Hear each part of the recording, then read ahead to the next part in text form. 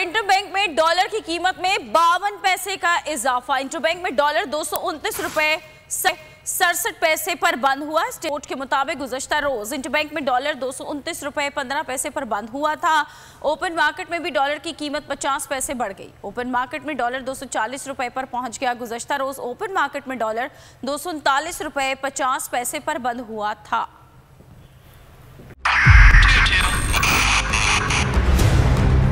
2022 बहुत सारे तोहफे भी देखे गया पाकिस्तान की आवाम को। पाकिस्तान की आवाम को एक तोहफा ये दिया कि आवाम को पता चल गया कि पाकिस्तान का मीडिया क्या है। साल 2022 में सबसे ज्यादा देखे जाने वाला चैनल बोल न्यूज रहा नंबर 1। हमने बहुत सारे शोज और ट्रांसमिशंस की। पूरा साल मुसलसल जदोजहद में निकल गया कि ये वोट ऑफ कॉन्फिडेंस के पीछे कौन लोग थे।